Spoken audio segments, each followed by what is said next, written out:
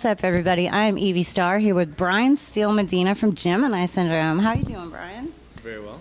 Did you bring the rain with you again? Did you bring the rain with you again? We did. We were, man, last time we played here, yeah, flooded. The whole venue flooded. There were just cats and cows just floating down the street. And, we were floating. And it was a beautiful blue sky this morning, and now it's overcast and raining and thundering, and hopefully we don't float away. Hopefully not. We have canoes on standby, just so you know, tonight, actually. Because, last time we weren't so prepared. But anyway, how's the tour? I know you guys did the tour festival, but you guys are out on your own tour with Seven Dust now, correct? Yeah. How's that? It's great. I mean, Seven Dust is one of my favorite bands and really good guys. You know, we've had the pleasure of becoming friends with these dudes over the past couple of years, so it's good to be out with friends. Always good to be out with friends. I mean, the whole music world is kind of one big group of friends and family. Yeah, and you get to meet everyone little by little. It's a Absolutely. big extended family. It's crazy. I'll run into someone, they're like, you know this person too, and they're all the way from across the world, so I can't. Well, I have a whole list of questions for you, Lenny, so let's try those out. All right.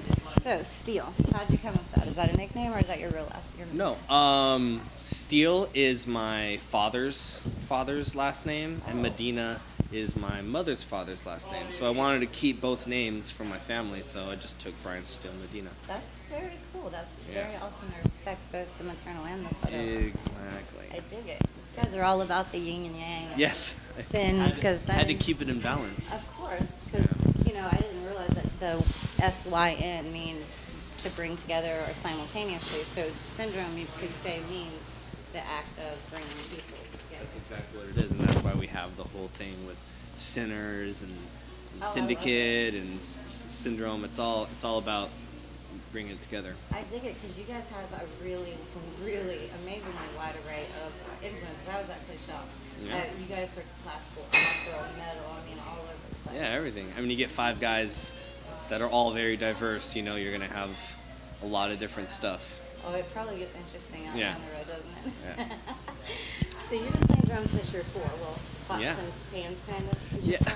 I mean, I didn't start lessons until I was 7, but yeah, when I was 4, I don't remember it, but I have pictures of me pulling out pots and pans and the wood spoons, and my mom thought it was really funny. And by the time I was 6, I was kind of bugging her for lessons, so she put me in piano. And then by the time I was 7, I did my I had to do a penance of a year of piano before I could get drum lessons, and proved I really wanted it. So then I got them.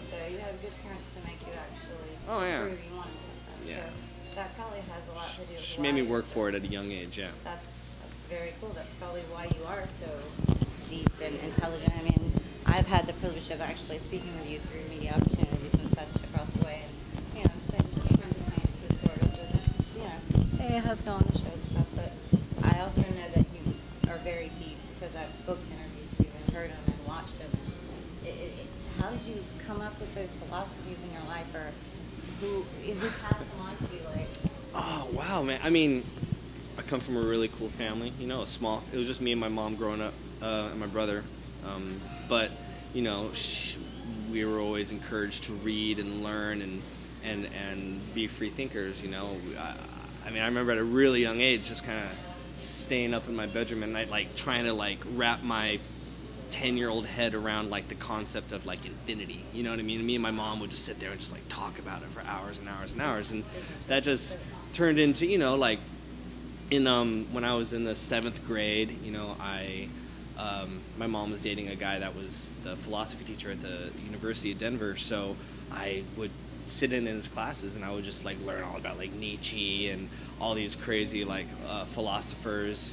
So by the time I was in high school, I had this really eclectic book collection. I was into Dante's Inferno, and like I said, I was a Nietzsche freak growing up, and probably your favorite philosopher, you'd say. Yeah, well, just because he's just the one I got most into. Right. I'm sure if I got into other guys, I would. I want to get into Jung. Is a big one I want to get into because he brings. Talking about Eric Jung, Carl Jung. He brings together spirituality with psychology at the same time, and that's where I kind of live. That's really fascinating. I have a degree in psychology, and I was lucky enough to study Jung. So all the, you're all about bringing people together, and in truth, the right answer relies in everybody being this, coming together. Like, to get anything done. People are so have to come afraid of together. that. People are always like, there's this whole like stigma with like Illuminati and New World Order, and everyone's like, we got to keep it all separate. But the reality of it is like we're all one, and we're all human beings. And the more we, divide ourselves with nationalism and racism and sexism and just the illusion that we're separate is what's gonna kill us. And I think the more that we break down those barriers, society will get better as a whole. Oh, I think I couldn't agree with you more. It actually gives me chills because it's so damn true. People are afraid of what they don't understand, and I wish more people would take time to listen to people like you speak and understand that we were the ones in school that made straight A's and took lessons, and we were the geeks. I was anyway, and it served me well because I got to learn talents like you did, and that's so early. I mean, it's amazing that you stuck with it so long. Yeah. Obviously, I told you before, like your focus has been described as razor sharp. How in the hell did you develop such great focus? Please tell me, because I must know. Oh man, I mean, it depends on like what. I think I'm a classic case. How do you hone it into like your passion? Like, how do you turn all of your emotions or your focus or whatever into playing drums and doing what you do? I don't know. It's like running. I went through a phase where I was running a lot, and you just start and you're like super tired by like a quarter mile and a mile. But if you have in your head you're gonna run for 10 miles, you just kind of go numb to it after a while, and you just kind of put yourself in a rhythm, and that's kind of what I did with music. I mean, it wasn't even like really, I can't even say it was a conscious decision. It was just what I always did, like in high school at that age, it's hard to really say, I'm gonna do this or I'm gonna do that. I just kind of gravitated towards what I did good and what was fun and where my friends were, and I was in marching band and drum corps and music theory, and I had a cool high school that had a lot of music classes. So I was able to, like, I think in my sophomore year of high school I was somehow in percussion ensemble, marching band, symphonic band, music theory, and jazz band all in the same year. You know what I mean? And it got me in trouble. I almost didn't graduate because I had too many music credits and not enough of the core credits. But the point is that like that's what I gravitated to, because that's what I did good.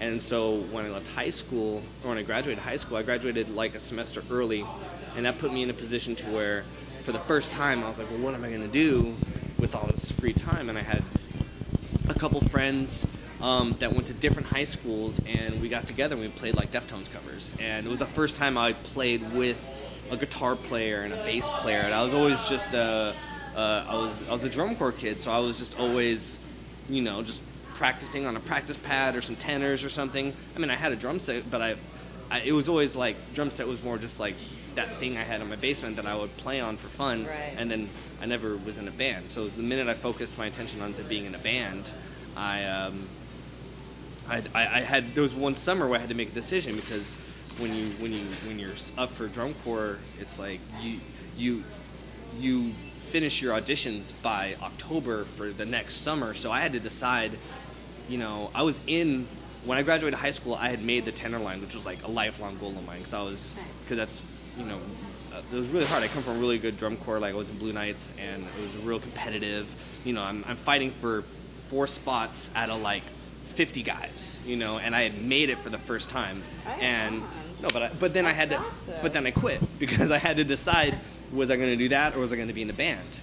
And I went with the band. The joy of accomplishing that. Yeah. It goes back to the whole belief system and the law of attraction I've heard you speak about before. Yeah. Tell everybody what that means to you, because I know what it means to me, and I'm a firm believer, but... Well, law of attraction is just kind of like, it's obviously a book and a movie and all those things. So I think... how would you describe the actual in a law? real general way, I would say that, it can be summed up as saying whatever you focus your attention to is what's going to manifest itself in your life. If you ever see yourself doing this? It's all I ever saw myself doing. So, it's just kind of one of those things where you just kind of push forward and work at something and don't give up, and it's going to happen for you. Pays off, doesn't Yeah. it? So I know you guys are from all over. You're based out of LA. Did you grow up in LA, or are you from somewhere different? I moved to LA from Denver in 2000. How did you manage to avoid all the temptations once you got to LA and keep yourself out of trouble? And I didn't. oh. I didn't. So you had your at all. little naughty face. Oh too. yeah. That's a huge part of my life. I had a lot of success really young, and then I went through a phase where I let a lot of things get in the way. Drugs and alcohol and that whole story. And when I got sober 6 years ago, and ever since then my life just literally exploded in all the best way possible, and that's something that I'm really proud of. I'm not shy about it. You're gonna make me cry. No, because it's so awesome to hear someone say that, because I feel the same way. Like, I was very successful young, went through a phase, and I'm on my way back up, and it feels awesome. Yeah, people are always like, oh, it must be so hard to be sober and on the road and everything. And for me, it was the opposite. Like, the minute I got involved into that stuff, I lost everything. And then the minute I cleaned up my act, I got it all back and more, and I got my family back and a good circle of friends and a good support system around me, That's so. amazing. You play on DW drums, and you play Yes. Evans drumheads, correct? Yep. And you've been And playing... Mark Sticks and Sabian cymbals. Oh, They Sabian all cymbals take and really Pro Mark good care of me. Sticks. Oh, what the hell is a hybrid snare head? It's a marching snare head. Nice. So from my drum corps days, I still love the sound of a thick Kevlar head, and they're made of the same material that bulletproof vest is made out of. So you can I've never broken one. I'll dent it. I'll put a big dip in it, and then I'll change it. But I've never. You can't break them, and snare heads are, notorious for breaking. So you get a hybrid, or just a Kevlar head that'll last you a while. Yeah, I know you. You also said you burn the candle at both ends. What's your astrological sign? Are you on a cusp of two signs or something? No, I'm dead center Leo. Oh, so you're the fire sign. Dead center Leo, Virgo moon, Sagittarius rising. I know all No that wonder you're so stuff. passionate. Oh yeah, I'm into it too. Lots of fire. That's why I was curious. I'm like, I could tell you're something like powerful and intense. But Yeah. what makes the drums your favorite? Like, and the sticks, obviously, and the cymbals. I mean, what Oh, makes like- you continue to play on them since like you were a teenager in 1997? I've had the same drums since I was a teenager, so I have never found any reason to want to change them. They're like, I recorded the album on them, and they're some of the nicest drums How that. many pieces is your drum set with cymbals? Because you play a pretty intricate kit. I have 4 toms, kick, snare, 3 crashes, I love China toms. Ride. That was another thing I didn't put on here, but I dig the toms because they have such a cool undertone and they add such a flavor to music that does bring you back to those marching days. Yeah, I'm a big concert tom guy. I do a lot. I think I do a lot more tom grooves. What are the than big ones called that you play on? Really? The big stand-up drums. You can tune them. Oh, like a timpani? Yes. Timpani, kettle drum. Yeah, those things are neat. Star Wars. Dun, dun, dun. Are you a Star Wars buff? No, not at all. I know I probably make a lot of my friends angry by saying that. I have some friends that are hardcore, man. I know Hardcore a Star couple Wars of those. guys. I like it. It's not for everybody. Yeah. Okay, so you do your meditation on stage. Yes, I do. What do you do? Do you have a routine for off stage before you go on? Immediately before I go on? Not really. No, I'm just usually kind of just getting ready to go up there. That's Kinda my like little your moment. Yeah, it feels like the whole meditation night is always just a crescendo of chaos and running around and getting everything set up and worked out. And then I always just try to take 60 seconds before I play just to kind of center myself and put myself in a zone where I just zero out my mind and let everything just kind of get empty for a second before I open my eyes and see what's going on out there. It is a meditation starter, Oh. which is very helpful and cool because if you can, a lot of people don't realize that when you can make your mind be quiet, you can accomplish so much just by making it shut for a little while. Yeah. It's I fascinating. wish I had more. Usually that's 99.9% of my life. That's my only meditation in the day, and I wish I could develop the discipline to set aside 20 minutes in the morning or 20 minutes in the evening. It'll come to pass. Right? Maybe I gotta work at it too.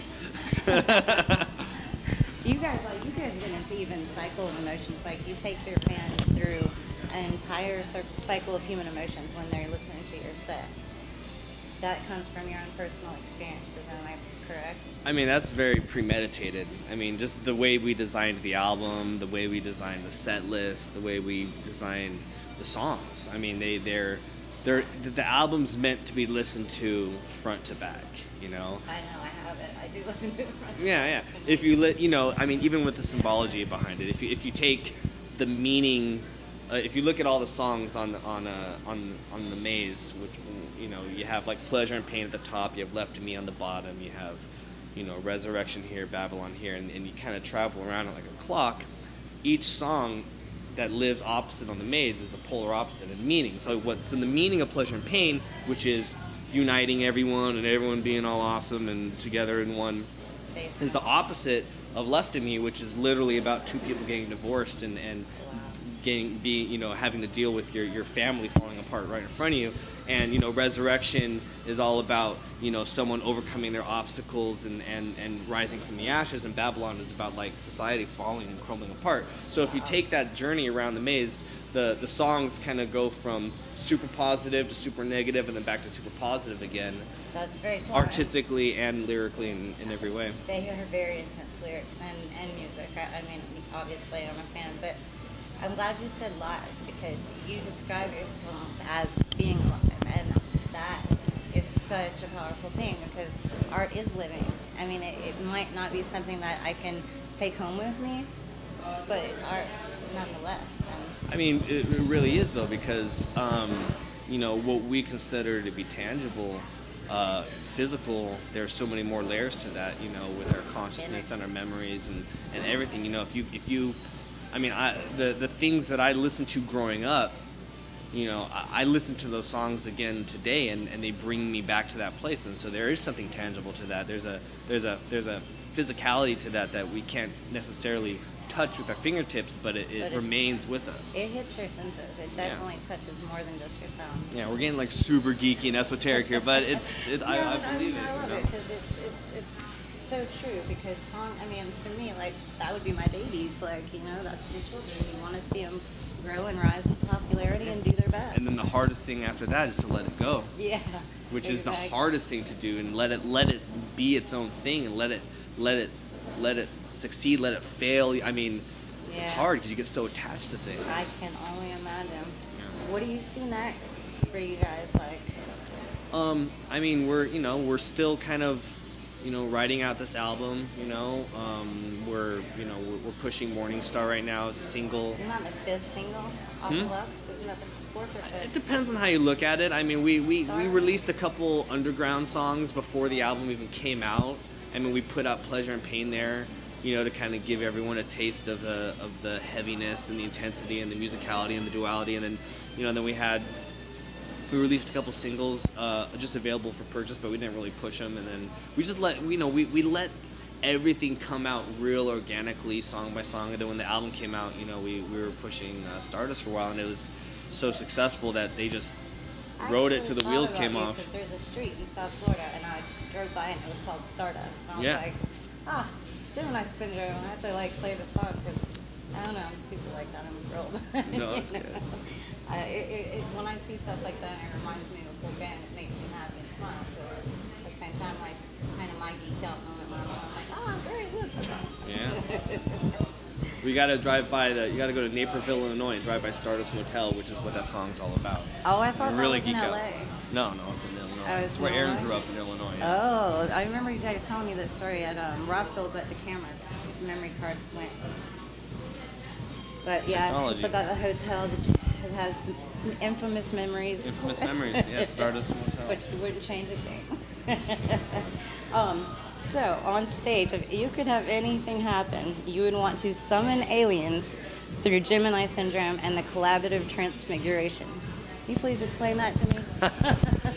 Sometimes people ask questions, and you just have to give them the best answer possible. Okay. So if I could have anything happen, if I'm granted a wish, I would like the energy of the music and the people in the crowd to reach such a high vibration that we elevate, like Enoch.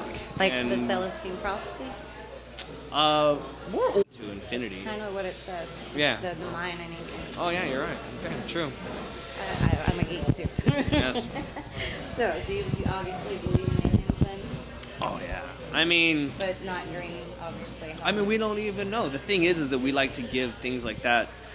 We like to say, oh well, we have 2 arms, 2 legs, 2 eyeballs, and a mouth. So everyone else has to. You know what I mean? I mean, dinosaurs probably thought aliens look like dinosaurs. You know what I mean? And possibly. We don't even. Yeah. I mean, they might not even exist in our dimension or exist in physical bodies. Like you said, it's all about perception. Yeah. You can perceive anything to be anything. Yeah, but definitely there's a lot of life out there. And we can only perceive this much of our little electromagnetic spectrum, our little visual audio. Yeah, it's awesome when people like you open up new, you know, parts of the brain to new ideas, and like through your art and through your words and stuff. It's thanks for that, really, truly, because you're making this easy for me. And I was really nervous, and I don't know why, because we spoke at concerts many times, but you're very easy to talk to. So Thank you very much. Speaking of, do you have any advice for people out there that are wanting to be musicians and doing what you do?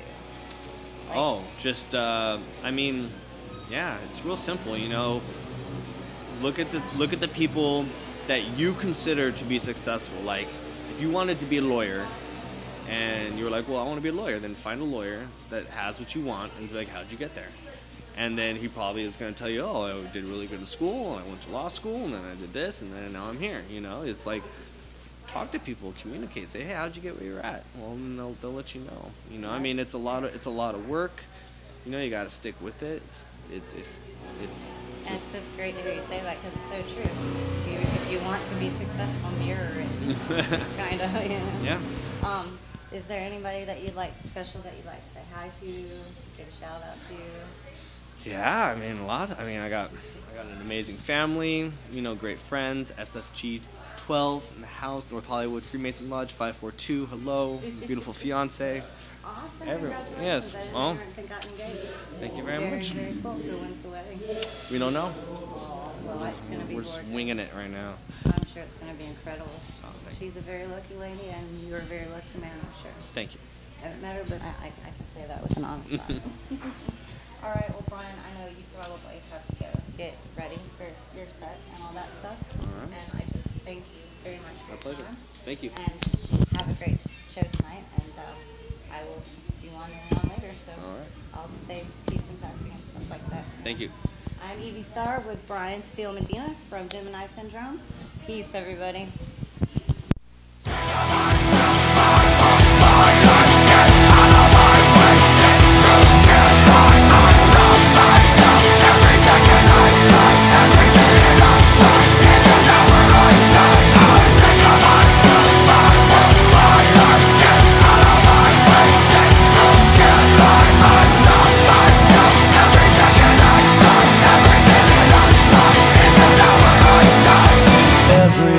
Another complication, journey through another maze. I found my way through recapitulation. Everything is